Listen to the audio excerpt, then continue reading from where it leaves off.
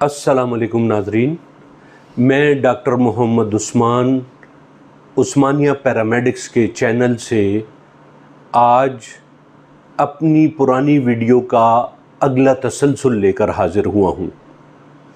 आपकी याददाश्त के लिए बयान कर दूँ कि पिछला हमने जो लेक्चर किया था या वीडियो बनाई थी वो इन्फ्लेमेशन क्या होती है और उसके बड़े बड़े साइन एंड सिम्टम्स क्या हैं, काजेज़ क्या होती हैं, इस पर हमने बात की थी। यानी इन्फ्लेमेशन या सोजिश के मुतालिक बुनियादी मालूमात की थी।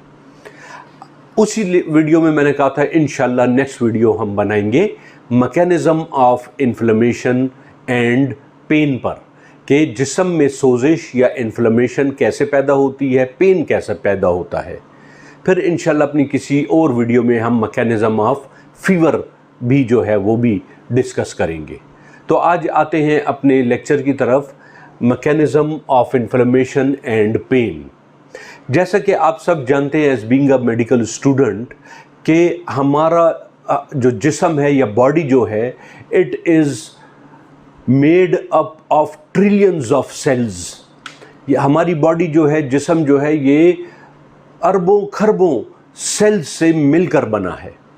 और सेल को जो शो करते हैं वो ऐसे कि ये सेल वॉल और बीच में न्यूक्लियस, आमतौर पर सेल को इस तरह शो किया जाता है। तो आप देखें कि हमारे जिस्म के कुछ सेल्स को या किसी भी सिंगल सेल को या कुछ ग्रुप ऑफ सेल्स को जब कोई इंजरी होती है, सेलुलर इंजरी, चाहे वो ट्रॉमा हो, इन्फेक्शन हो, फ्रॉस्ट बाइट हो, कोई और वजह हो, कोई थर्मल इंजरी हो, जल जाना हो, कुछ भी हो, लेकिन जब भी सेलुलर इंजरी होगी, सेल को इंजरी होगी, सेल को तकलीफ पहुंचेगी, चोट लगेगी, ट्रॉमा होगा, तो याद रखें कि हमारी जो ये सेल मेम्ब्रेन होती है ये इसकी जो लेयर होती है वो लिपिड्स की बनी होती है। इसको हम बाइलेयर लिपिड्स कहते हैं। तो इससे इसकी सेल वॉल से जब भी सेल पर कोई भी इंजरी हो तो इसकी सेल वॉल से एक ख़ास किस्म का केमिकल निकलना शुरू हो जाता है जिसको फॉस्फोलिपिड्स कहते हैं। यानी कि in response to any kind of trauma और infection the cellular membrane starts to secrete और एक्सक्रीट फॉस्फोलिपिड्स। ये फॉस्फोलिपिड्स खारिज करना शुरू हो जाते हैं और फिर ये फॉस्फोलिपिड्स जो हैं ये ख़ास अपने मैकेनिज़्म के ज़रिए एक और केमिकल एराकिडोनिक एसिड में तब्दील होने शुरू हो जाते हैं। तो फिर आप समझ लें कि सेलुलर इंजरी हुई, सेल्स को ट्रॉमा हुआ और उनसे उसकी सेल वॉल से फॉस्फोलिपिड्स निकलने शुरू हो गए। ये फॉस्फोलिपिड्स कुछ केमिकल रिएक्शंस के ज़रिए आहिस्ता आहिस्ता एराकिडोनिक एसिड में तब्दील होने शुरू हो जाते हैं। अब हमारे ब्लड में, हमारे जिस्म में दो ख़ास किस्म के एंजाइम्स मौजूद होते हैं। एक को हम कहते हैं साइक्लोऑक्सीजिनेज, ये पहले ही से हमारे जिस्म में मौजूद है। दूसरे को हम कहते हैं लिप ऑक्सीजिनेज, ये जो रेड कलर से लिखे हुए आपको नज़र आ रहे हैं, साइक्लोऑक्सीजिनेज एंजाइम, लिप ऑक्सीजिनेज एंजाइम। ये क्या काम करते हैं? ये काम करते हैं, पहले लिप ऑक्सीजिनेज को जैसे ले लेते हैं, जब सेलुलर इंजरी होती है फॉस्फोलिपिड्स जो हैं खारिज होने शुरू हो जाते हैं, उनसे ये फॉस्फोलिपिड्स एराकिडोनिक एसिड में चेंज होते हैं। तो इस एराकिडोनिक एसिड पर जिस्म में, ब्लड में मौजूद पहले ही से एंजाइम लिप ऑक्सीजिनेज इस पर कुछ ऐसा केमिकल रिएक्शन करता है कि एराकिडोनिक एसिड को ल्यूकोट्रीन्स में तब्दील करना शुरू कर देता है। और ये ल्यूकोट्रीन्स क्या करते हैं? ये ब्लड में सर्कुलेट होते हैं और हमारे जिस्म में फीवर और पेन बनाने का मूजिब बनते हैं। यानी जिस्म में जो टेम्परेचर होता है, फीवर होता है, यानी टेम्परेचर हाई हो जाए, और पेन जो होता है at the site of infection, जैसे गले में इन्फेक्शन हो गया, फिर आप देखते हैं गला दुखता है, और फिर साथ देखते हैं कि गले में जो है वो दर्द के अलावा हमें टेम्परेचर भी हो जाता है, सोजिश भी होती है। तो ये सब मामलात इस तरह होते हैं कि गले के सेल्स में जो इन्फेक्शन हुआ है उससे फास्फोलिपिड्स खारिज हुए, फास्फोलिपिड्स एराकिडोनिक एसिड में तब्दील हुए और ब्लड में मौजूद पहले से लिप ऑक्सीजनेज इस एराकिडोनिक एसिड को ल्यूकोट्रीन्स में तब्दील करता है और ये leukotrienes at the site of infection pain भी काज करता है, at the site of inflammation trauma जहाँ उस साइड पर पेन भी काज करता है और साथ साथ बुखार की सी कैफियत भी तारी हो जाती है। तो इस पाथवे को, ये देखिए एक पाथवे है, cellular injury, phospholipids, arachidonic acid, leukotrienes, fever and pain, इसको हम कहते हैं lipoxygenase pathway. Lipoxygenase pathway के ज़रिए पेन एंड फीवर जो है वो डेवलप हो जाता है। इसी तरह दूसरे को हम कहते हैं साइक्लो ऑक्सीजनेज पाथवे। इसमें क्या होता है, वही फास्फोलिपिड्स जो खारिज हो रहे हैं सेलुलर ट्रामा की वजह से, वही चीज़ जो एराकिडोनिक एसिड है उसमें कुछ हिस्से पर तो लिप ऑक्सीजनेज ने काम किया और इसको ल्यूकोट्रीन्स में तब्दील करके फीवर एंड पेन बॉडी में ले आया, लेकिन एराकिडोनिक एसिड का कुछ हिस्सा जो है उसके ऊपर साइक्लो ऑक्सीजनेज एंजाइम काम करता है, ये भी ब्लड में पहले से मौजूद है। और ये साइक्लो ऑक्सीजनेज जो है ये क्या काम करता है, एराकिडोनिक एसिड को प्रोस्टाग्लैंडिन्स में तब्दील कर देता है, जिसको हम कहते हैं पीजी, प्रोस्टाग्लैंडिन, मुख्तसरन इस तरह इसको लिखते हैं। तो प्रोस्टाग्लैंडिन क्या काम करता है, जब ये बॉडी में पैदा होते हैं eight the site of infection, eight the site of trauma, prostaglandin जब प्रोड्यूस होते हैं तो ये क्या काम करते हैं, मेनली ये पोटेंट इन्फ्लेमेशन पैदा करते हैं, यानी कि ख़ास तौर पर जो है सोजिश हो जाती है, उस जगह पर पेन होता है जहाँ पर प्रोस्टाग्लैंडिन पैदा होते हैं, और लॉस ऑफ फंक्शन यानी वो जगह सूज जाती है, इन्फ्लेम्ड हो जाती है और उसका फंक्शन लॉस हो जाता है, रुक जाता है या कम हो जाता है।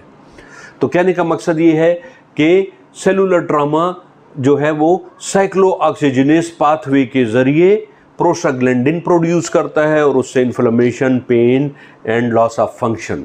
तो इस तरह एक सेलुलर ट्रामा जो होता है, कहीं पे भी इन्फेक्शन हो जाए, ट्रामा हो जाए, तो वो इस तरह दो वेज के ज़रिए लिप ऑक्सीजनेज के पाथवे के ज़रिए फीवर एंड पेन बॉडी में प्रोड्यूस होता है, साइक्लो ऑक्सीजनेज के ज़रिए प्रोस्टाग्लैंडिन प्रोड्यूस होता है और उसकी वजह से inflammation, pain and loss of function. तो उम्मीद है उस स्टूडेंट्स के आपको mechanism of inflammation and pain ये समझ आ गया होगा। ये फीवर हल्के किस्म का होता है, हम प्रॉपर फीवर का फिर आपको एक और मैकेनिज़्म आपको बॉडी में समझाएंगे, वो फिर इंशाल्लाह किसी और वीडियो में बात होगी उसके मुतालिक। अब जबकि आप इतना समझ ही चुके हैं कि इन्फ्लेमेशन की बुनियादी मालूमात समझ चुके हैं जो पिछले लेक्चर में हमने बयान की, आज आप इसके mechanism of production of inflammation and pain समझ गए हैं। तो इसी मौके पर यही मौका बेहतरीन है कि आपको मैं ये बता दूं कि ये जो हम जितने भी एंटी इन्फ्लेमेटरी ड्रग्स खाते हैं या एंटीपायरेटिक बुखार दूर करने वाली दवाई या एनाल्जेसिक दर्द दूर करने वाली दवाई या एंटी इन्फ्लेमेटरी यानी कि इन्फ्लेमेशन दूर करने की दवाई या एंटी रूमेटिक्स जोड़ों के दर्द की दवाई या स्टेरॉइड्स जो भी हम खाते हैं, तो वो कहाँ पर अमल करती हैं। आज अगर आप ये सीख गए तो इंशाल्लाह आप इन्फ्लेमेशन को कंट्रोल करने में और पेन को रिलीफ देने के लिए, फीवर को कंट्रोल करने के लिए बड़े जो है अपने क्लियर माइंडेड हो जाएंगे। तो सबसे पहले बात करते हैं हम जैसे एंटीपायरेटिक ड्रग्स की, एनाल्जेसिक ड्रग्स की, जिसमें पैरासीटामॉल आ जाती है, पैनाडॉल वगैरह, जिसमें पॉन्स्टान आ जाती है, मेफेनेमिक एसिड वगैरह। तो ये दवाइयाँ जो होती हैं आप देखते हैं चाहे सिरप फॉर्म में देते हैं, बच्चे हैं या बूढ़े हैं या जवान आदमी को टैबलेट फॉर्म वगैरह में देते हैं, तो आप देखते हैं कि एंटीपायरेटिक ड्रग्स या एनाल्जेसिक ड्रग्स ये ल्यूकोट्रीन्स की प्रोडक्शन को स्टॉप करती हैं, ल्यूकोट्रीन्स की प्रोडक्शन को रोकती हैं, ये इस लेवल पर काम करती हैं। और जब ल्यूकोट्रीन्स नहीं बनेगा तो ज़ाहिरी बात है फीवर एंड पेन रिलीज़ हो जाएंगे, उनसे रिलीफ हासिल हो जाएगा। आपको पता है फीवर एंड पेन क्यों बॉडी में बनता है, जब ल्यूकोट्रीन्स प्रोड्यूस होंगे। लिहाजा antipyretic drugs, paracetamol, Panadol, Ponstan, mefenamic acid, dollar tablet, ये तमाम टैबलेट वगैरह जो हैं सिरप, ये ल्यूकोट्रीन्स पर अमल करते हैं, इस लेवल पर अमल करते हैं। ल्यूकोट्रीन्स को जो है ये एक किस्म का समझे अपने काम करने से रोकते हैं और production of fever and pain नहीं होने देते। इस तरह मरीज़ को जो है बहुत आसानी के साथ पेन में और फीवर में जो है वो बहुत अच्छा महसूस होता है। इसी तरीके से दूसरी चीज़ आती है एंटी रूमेटिक ड्रग्स, या इसे एंटी इन्फ्लेमेटरी ड्रग्स भी कहते हैं। एक होते हैं देखिए एंटी इन्फ्लेमेटरी एंजाइम्स, जैसे काइमोट्रिप वगैरह टैबलेट हो गई, डेंजन डीएस हो गई, ये और चीज़ है, वो उसकी बात हम नहीं कर रहे। हम एंटी इन्फ्लेमेटरी ड्रग्स की बात कर रहे हैं, एंटी इन्फ्लेमेटरी एंजाइम्स की बात नहीं कर रहे हैं। उसके ऊपर फिर कभी आपको उस पर भी एक वीडियो बना लेंगे। तो आप देखिए एंटी रूमेटिक ड्रग्स जो होती हैं ये प्रोस्टाग्लैंडिन को इनहिबिट करती हैं, ये इनको रोकती हैं, इनकी पैदाइश होने से रोकती हैं, जिस्म में इनको जो है वो न्यूट्रल करती हैं, यानी कि प्रोस्टाग्लैंडिन को नहीं बनने देती। इसलिए हम एंटी रूमेटिक ड्रग्स जब खाते हैं तो उनसे इन्फ्लेमेशन भी दूर हो जाती है।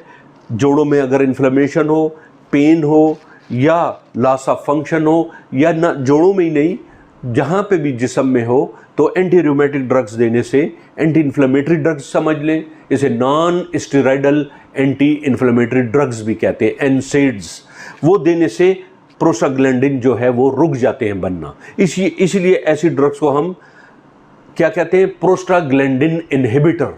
आप कभी ये बाजार से ये जो डिक्लोफिनेक सोडियम है, आइबुप्रोफिन है, पिरोक्सिकेम है, सिलिकॉक्सिब है, ये टैबलेट वगैरह कभी ले, इनके लिटरेचर पढ़े तो उसमें लिखा होगा कैटेगरी में कि these drugs are prostaglandin inhibitors, यानी जिस्म में ये प्रोस्टाग्लैंडिन बनाने को रोकती हैं। तो जाहिर बात है जब आप एंटी रूमेटिक ड्रग्स खाएंगे, एंटी इन्फ्लेमेटरी ड्रग्स खाएंगे, वो प्रोस्टाग्लैंडिन को रोकती हैं, प्रोस्टाग्लैंडिन नहीं बनने देती। जब ये नहीं बनेगी तो इन्फ्लेमेशन नहीं होगी, पेन नहीं होगा और लॉस ऑफ फंक्शन भी नहीं होगा, और पहले से जो inflammation, pain, loss of function है वो दूर भी हो जाएगा। तो इस तरह आप देखें, आप एंटीपायरेटिक एंड एनाल्जेसिक ड्रग्स का भी मोड ऑफ एक्शन समझ गए। सर में दर्द हो, कुछ हो तो एनाल्जेसिक ड्रग्स यूज़ करेंगे।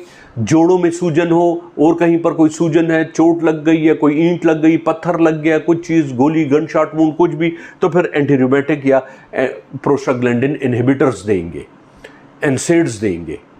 तो इस तरीके से आप समझ गए। अब बात रही स्टेरॉयडल ड्रग्स की, ये पोटेंट एंटी इन्फ्लेमेटरी ड्रग्स कहलाती हैं। स्टेरॉयडल ड्रग्स जो हैं वो इस कैटेगरी पर, इस लेवल पे असर करती हैं, यानी कि जब सेलुलर इंजरी होती है, फास्फोलिपिड्स बनते हैं, एक्सक्रीट होते हैं, इन फास्फोलिपिड्स को एराकिडोनिक एसिड में तब्दील नहीं होने देती अगर आप स्टेरॉयड ड्रग्स यूज़ करेंगे। ग्लूकोकार्टिकाइड, मिनरेलोकार्टिकाइड, कार्टिजोन वगैरह और प्रेडनिसोलोन वगैरह, बीटामेथाजोन, डेक्सामेथाजोन, ये जो इंजेक्टेबल्स में यूज़ होती हैं, ये जो आप देखते हैं टैबलेट फॉर्म में यूज़ होती हैं, तो जब इनको इंजेक्ट किया जाता है या टैबलेट वगैरह जो है ये दी जाती हैं, तो इससे क्या होता है, इससे ये फास्फोलिपिड्स जो हैं वो एराकिडोनिक एसिड में तब्दील नहीं हो पाते और यहीं पर ये मैकेनिज़्म रुक जाता है। लिहाजा ना आगे साइक्लोऑक्सीजनेस पाथवे चलेगा, ना ही लिप ऑक्सीजनेस पाथवे चलेगा, और इस तरह पेन, टेम्परेचर, फीवर कुछ भी नहीं होता। तो उम्मीद है स्टूडेंट्स, नाजरीन, कि आपको आज की हमारी ये वीडियो बहुत अच्छी लगी होगी। हमारी वीडियो अच्छी लगे तो हमारे चैनल को सब्सक्राइब भी करें, लाइक भी करें, और दूसरे मेडिकल स्टूडेंट्स के साथ हमारी इस सादा सी वीडियो को, जो सादा ज़बान में बयान की गई है, दूसरों से शेयर भी करें, और कमेंट्स बॉक्स में आकर अपने कमेंट से भी हमें नवाजें। आइंदा इंशाल्लाह एंटी इन्फ्लेमेटरी ड्रग्स के साथ जो है वो बात होगी, उस पर वीडियो बनाएंगे। अब इजाज़त दीजिए। अस्सलामु अलैकुम व रहमतुल्लाहि व बरकातुहू।